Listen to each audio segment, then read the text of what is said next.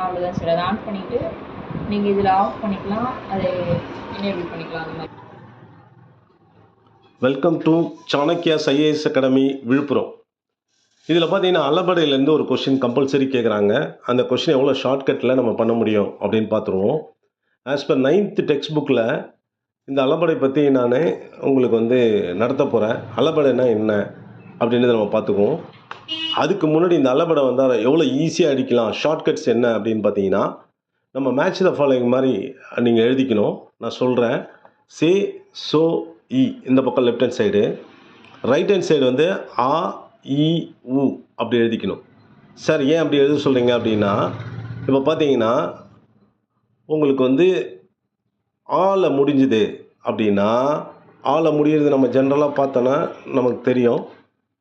So ஆல முடியிறது உங்களுக்கு ஈஸியாக கண்டுபிடிக்கணும் அப்படின்னா, ஆல முடிஞ்சால் நம்ம என்ன சொல்வோம்? ஜென்ரலாக படா இதில் கொடுத்துருக்காங்க பாருங்கள், படா அப்படின்னு கொடுத்துருக்காங்க. இந்த படாவில் பார்த்தீங்கன்னா ஆல முடியுது. ஆல முடிஞ்சால் நான் என்ன சொன்னேன் உங்களுக்கு? ஆ, இ, உ சே செய்யுளிசை அளபடை ஆர் இசைநிறை அளபடை. ஆல முடிஞ்சா, சேல முடிஞ்சா, சாரி ஈல முடிஞ்சா இன்னிசை அளபடை, அதே மாதிரி ஊல முடிஞ்சா சொல்லிசை அளபடை. ஸோ இதுதான் இந்த ஷார்ட்கட்டு. ஆ, இ, உ left hand side, right hand side hyphen போட்டுட்டு உங்களுக்கு சே, சோ, இ. சேனா செய்யுளிசை அளபடை, சோனா சொல்லிசை அளபடை, சாரி சே, சோ, ஈனா இன்னிசை அளபடை. உங்களுக்கு ஆ, இ, உ சே, சோ, இ அப்படின்னு நம்ம ஈஸியாக கண்டுபிடிச்சிடலாம்.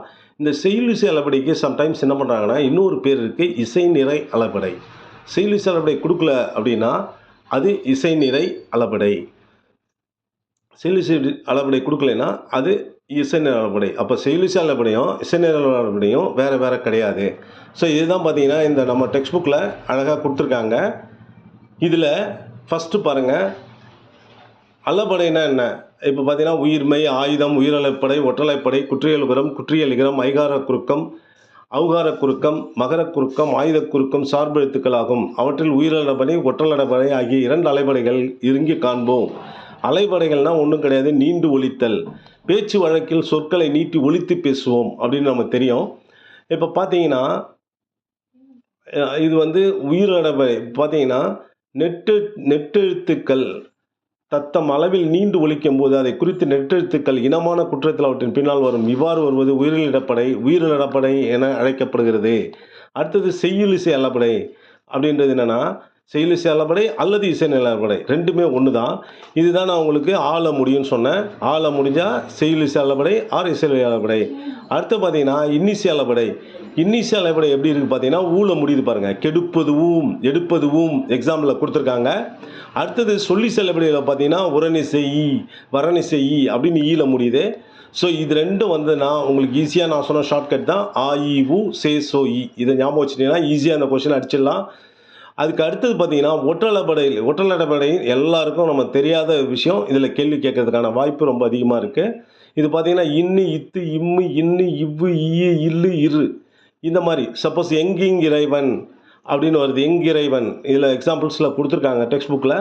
அந்த மாதிரி இங்குன்ற மாதிரி அந்த துணை எழுத்துக்கள், அந்த மெய் எழுத்துக்கள் வருமானின் அது பார்த்தீங்கன்னா உங்களுக்கு ஆயுத எழுத்து சம்டைம்ஸ் வரும். ஸோ இதெல்லாம் இது ஒற்றலபடை.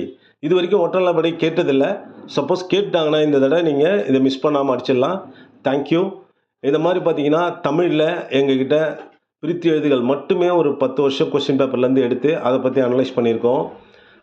அதுக்கு அடுத்தது பார்த்தீங்கன்னா உங்களுக்கு இலக்கண குறிப்பும் அதே மாதிரி 10 வருஷம் நாங்கள் எடுத்திருக்கிறோம்.